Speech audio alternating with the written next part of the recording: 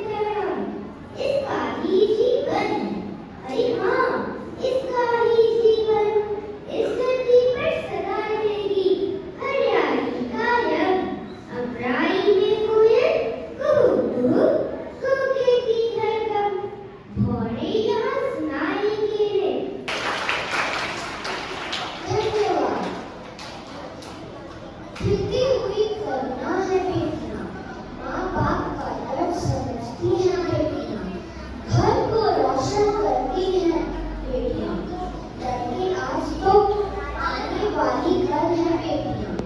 बेटी का संजीदा करना, मैं कक्षा 4 अनुभाग सी की छात्रा हूँ। मेरा क्रमांक संख्या 29 है।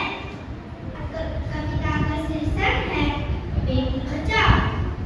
मैं भी बेटी श्वान, पत्थर इंसान, कोमल मन है मेरा, वही भोला सा है चेहरा, जज्बातों में जीती बेटा बस बेटी, कैसे दामन छुड़ा दिया, जीवन के पहले ही मिटा दिया, तुझसे ही बची हूँ, बस प्यार की भूखी हूँ, जीवन पार लगा लूंगी, अपना लो मैं बेटा भी बन जाऊँ। दिया मैंने कोई मौका, बस पराया बना कर सोचा, एक बार गले से लगा लो, फिर चाहे हर कदम आजमा लो, हर लड़ाई जीत कर लूंगी, मैं अग्नि में जलकर भी जी जाऊँ। चंद लोगों की सुन ली तुमने, मेरी पुकार न सुनी, मैं बोझ नहीं भविष्य हूँ।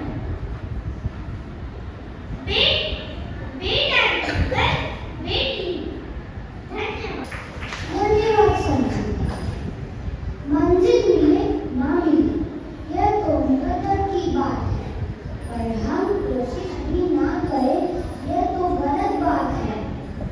जिद मंजिल पाने की कविता के साथ प्रस्तुत है। मैं चौथी की छात्र हूँ।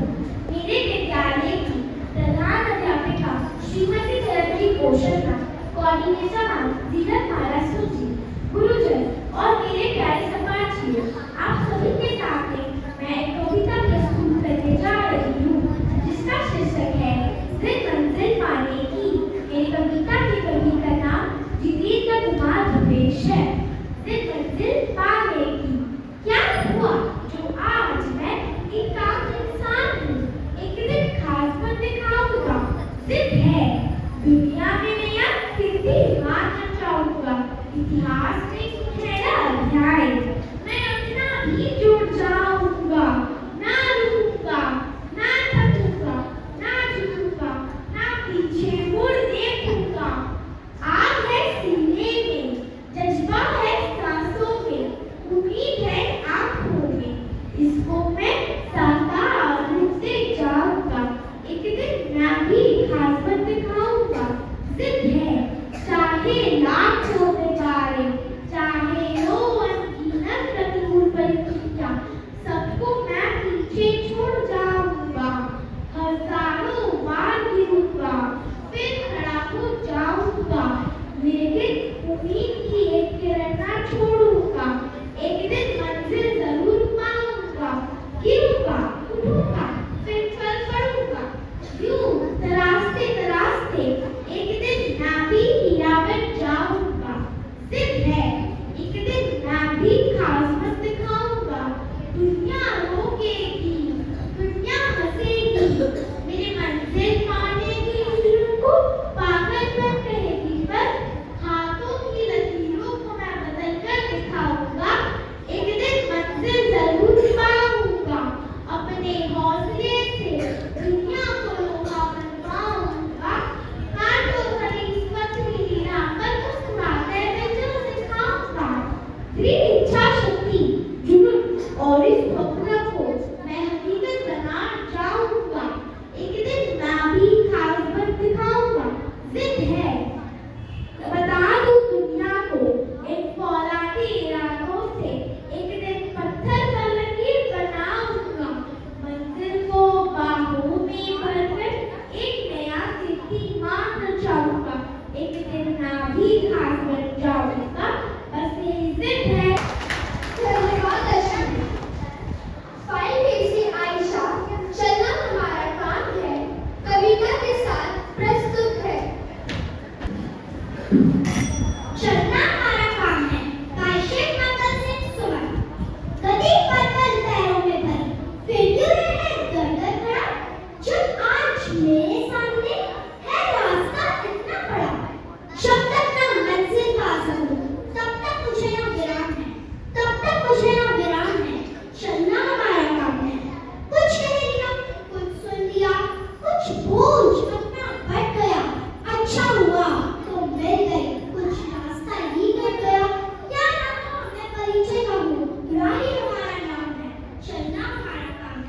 जीवन अपन लिए हुए, पाता कभी होता कभी, आशा निराशा से गिरा, हंसता कभी रोता कभी, गति मति ना हो अवरोध, इसका ध्यान आठों याद है। गति मति ना हो अवरोध, इसका ध्यान आठों याद है। चलना हमारा काम है। इस विषय दिवस त्योहार में किसको नहीं कहना पड़ा? सुख दुख हमारी ही तरह किसको नहीं सहना पड़ा? फिर व्यर्थ कहना फिर मुझ पर लगा था काम है। चलना हमारा काम है। मैं पूर्णता की खोज में दर दर भटकता ही रहा। प्रत्येक पग पर कुछ न कुछ रोड़ा अटकता ही रहा। निराशा क्यों मुझे? जीवन इसी का नाम है। निराशा क्यों मुझे? जीवन इसी का नाम है। चलना हमारा काम है। फकत यह जानता है जो मैं गया सोच ही गया। मूड कर पल में सहज दो घूंट हंसकर पी गया। सुधा मिश्रित तरल वह साक्या का जाम है। सुधा मिश्रित तरल वह साक्या का जाम है। चलना हमारा काम है। धन्यवाद। कभी देश को आगे बढ़ाना है तो भ्रष्टाचार को जड़ से मिटाना है। दीक्षा 5AC भ्रष्टाचार कविता के साथ प्रस्तुत है। मानव को मानव पर से विश्वास उठ गया हो जैसे, आपस के रिश्तों में प्रेम उठ गया हो जैसे, चारों तरफ वैचारिक अंधकार फैल गया है।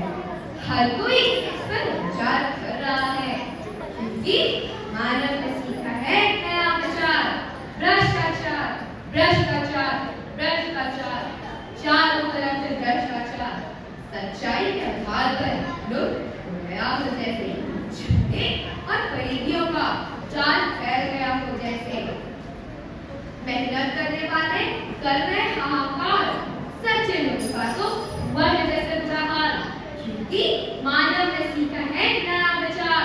भ्रष्टाचार भ्रष्टाचार भ्रष्टाचार, चारों तरफ में भ्रष्टाचार, चकाचौंध की दुनिया आडंबर से भरा हो जैसे, चकाचौंध की दुनिया आडंबर से भरा हो जैसे। शिष्टाचार की हमें तिलांजलि दे दी हो जैसे, शिष्टाचार की हमें तिलांजलि दे दी हो जैसे। सुनता था अपने दिल की आवाज, परंतु आजकल छेड़ा है नया समाज क्योंकि मानव ने सीखा है नया विचार। भ्रष्टाचार भ्रष्टाचार भ्रष्टाचार। और मेरे मित्र बताना चाहती हूँ एक बात, क्षण अंकुर है भ्रष्टाचार का साथ, दामन उसका थामो जो जिंदगी भर निभाए साथ, दामन उसका थामो जो जिंदगी भर निभाए साथ। छोड़ो भ्रष्टाचार शिष्टाचार निभाओ, छोड़ो भ्रष्टाचार शिष्टाचार अपनाओ, सच्चाई की राह पर चलकर जीवन मुक्त बनाओ, सच्चाई की राह पर चलकर जीवन मुक्त बनाओ। धन्यवाद। हीरो के साथ ही रहते हैं राणा के घोड़े, वो चेतन कहते हैं। चेतन की प्रशंसा करने आ रहे हैं 5C सिंगर। इनकी कविता का नाम है हो तो चेतन सा घोड़ा हो। सुप्रभात, मेरा नाम लव कुमार पांडे है और मेरी कविता का शीर्षक है हो तो चेतन सा घोड़ा हो। चेक करो अब चेक करो, चेतक की डाक सुनाई, भागो भागो भाग चलो भाले की नोक दिखाई। दौड़ता अपना घोड़ा अली जो आगे बढ़ जाता था, उछल मौत के पहले उसके सिर पे वह चढ़ जाता था। आगे आगे बढ़ता था वो भूल न पीछे मुड़ता था, बात नहीं घबराहट नहीं वह आसमाने में उड़ता था। लड़ता था वह बाजी गाके बाजी अपने प्राणों की, करता था परवाह नहीं वह भारा कर जीवानों की। फाड़ फाड़ कुप्रस्तर मदमस्तर जो के मर्दन कर, दौड़ा कृष्णा दमा उड़ा पहुंचा दुश्मन की गर्दन पर। चेतक हरी ने बोल दिया चेतक के भीषण वारों से, कभी डरता था दुश्मन की लहू भरी तलवारों से। उड़ा हवा के घोड़े पर हो तो चेतक सा घोड़ा हो, लेने दीजिए मौत से लड़े इसका ऐसा घोड़ा हो। धन्यवाद। सुप्रभात, मेरा नाम अंशु कुमारी है। मैं कक्षा 6वीं की छात्र हूँ। मेरी कविता का शीर्षक है मेरा नया बचपन। तुम बार बार आती है मुझको मधुर याद बचपन तेरी, बार बार आती है मुझको मधुर याद बचपन तेरी। गया ले गया तू जीवन की सबसे मस्त खुशी मेरी, गया ले गया तू जीवन की सबसे मस्त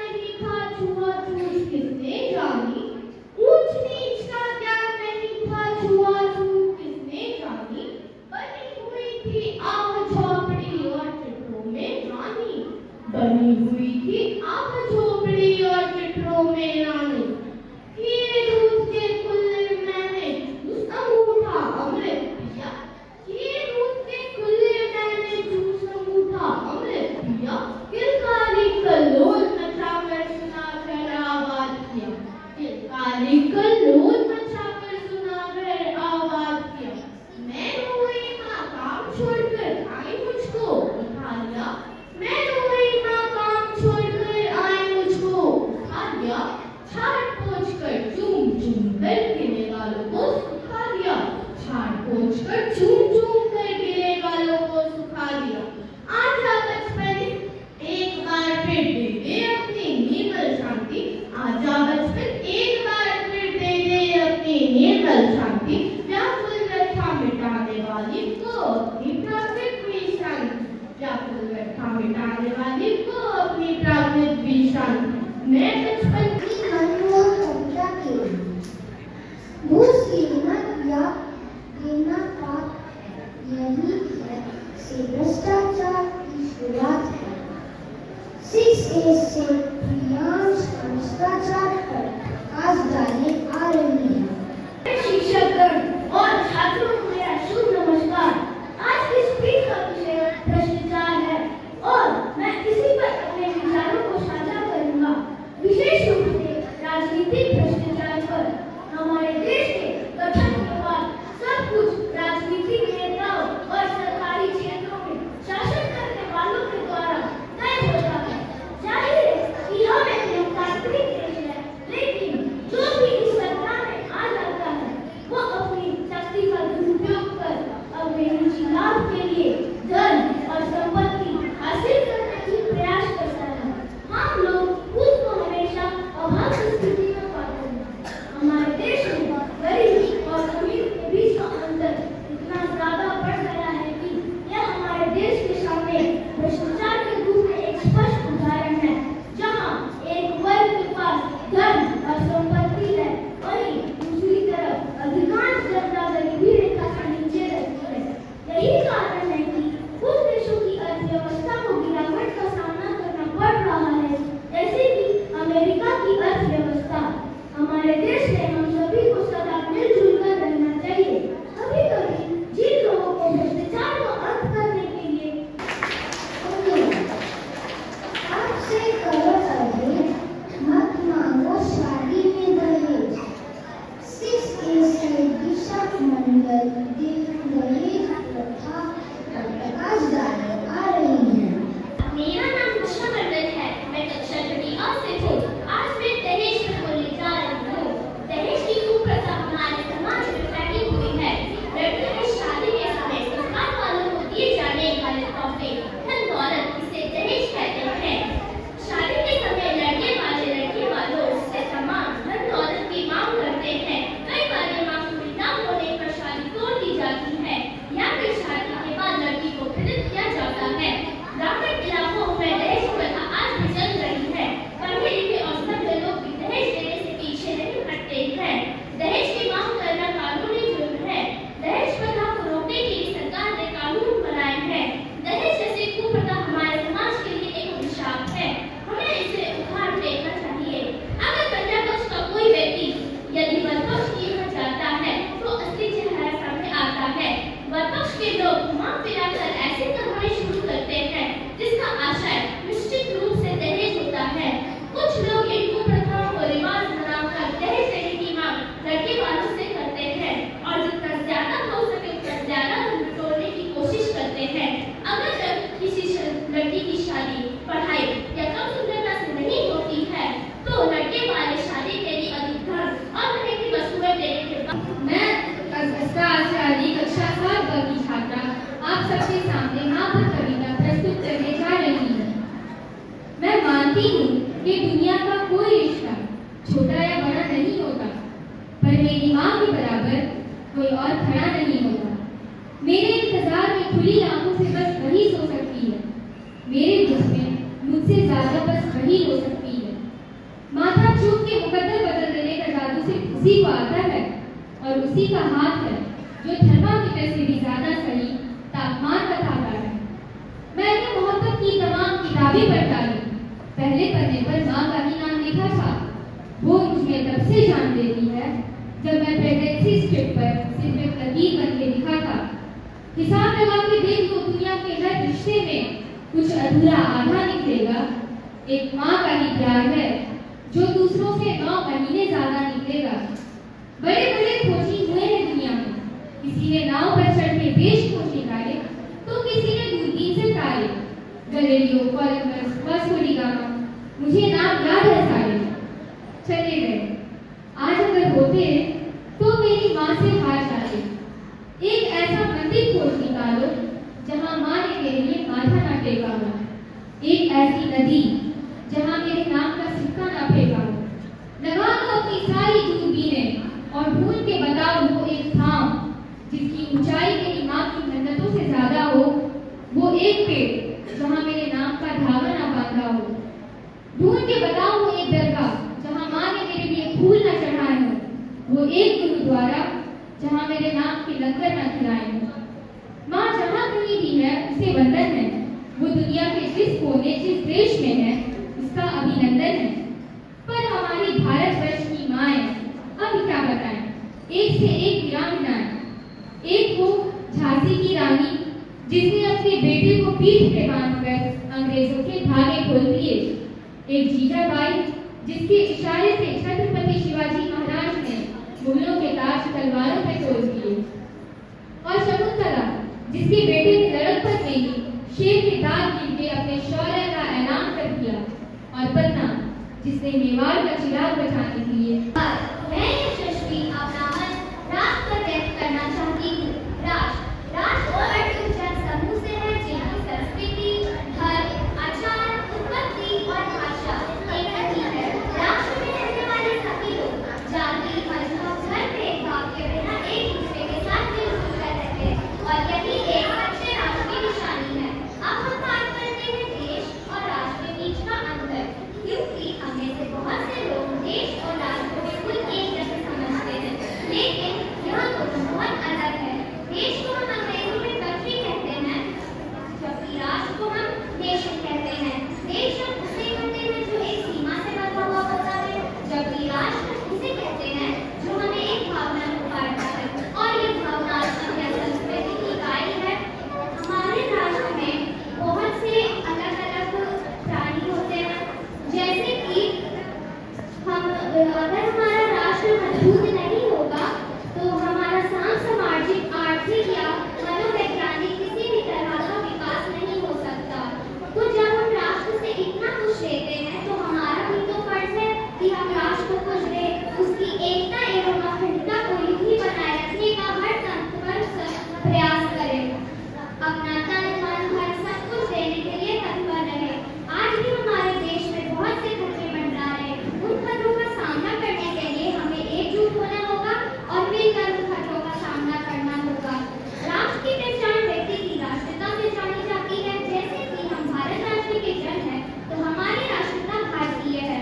हम सबसे पहले राष्ट्रीयता भारतीय है। हिंदू, मुस्लिम, सिख, ईसाई, बौद्ध, जैन अन्य कुछ बाद में। हमारा सबसे पहला धर्म है राष्ट्र की रक्षा करना और यही एक भावना है जो राष्ट्र को जीवित रख सकती है। अगर हमारा राष्ट्र मजबूत नहीं होगा तो हमारा सामाजिक, आर्थिक या मनोवैज्ञानिक किसी भी तरह का विकास नहीं हो सकता।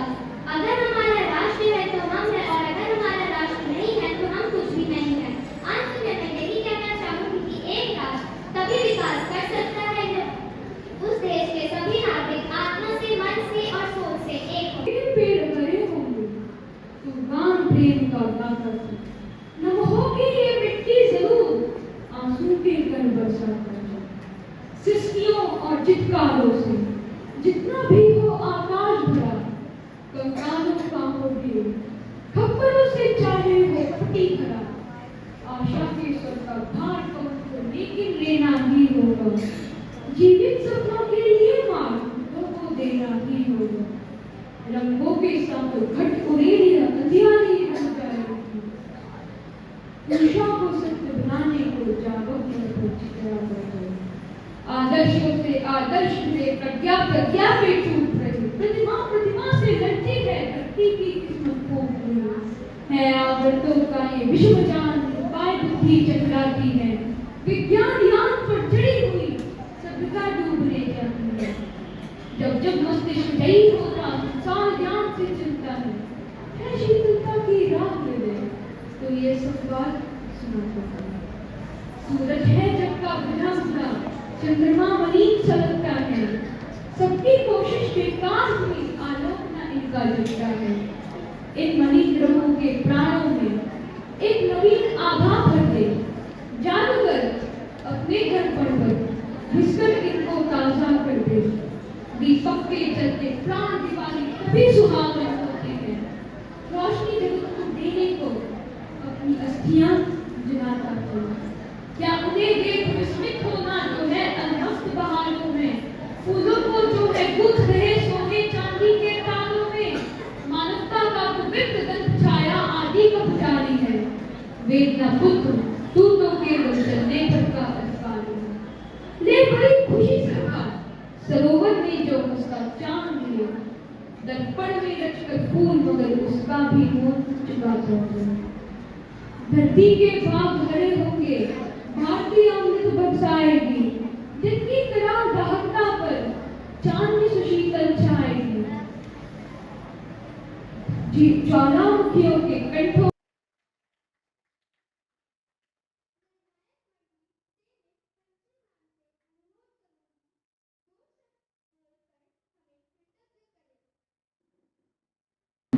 धन्यवाद बच्चों। हिंदी भाषा न सिर्फ मातृभाषा है, परंतु ये एक वैज्ञानिक भाषा भी कहलाती है। और ऐसे भाषा के एकीकरण में ऐसे मंच को तैयार करना स्वयं में एक देशभक्ति का प्रदर्शन है।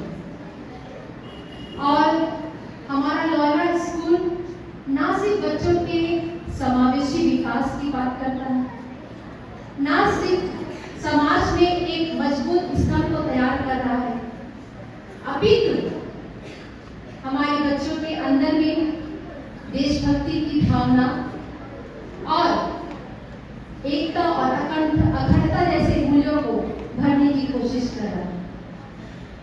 मैं इसके लिए हमारे स्कूल के प्रधानाचार्य श्रीमती चरणजीत रोशन जी का, समन्वयक जीनत मैम एवं हमारे स्कूल के प्रशासक व कोषाध्यक्ष फादर जेरी का मैं बहुत बहुत शुक्रगुजार हूँ। और मैं आशा करती हूँ कि आने वाले समय में आपकी अगुवाई में हम इस भाषा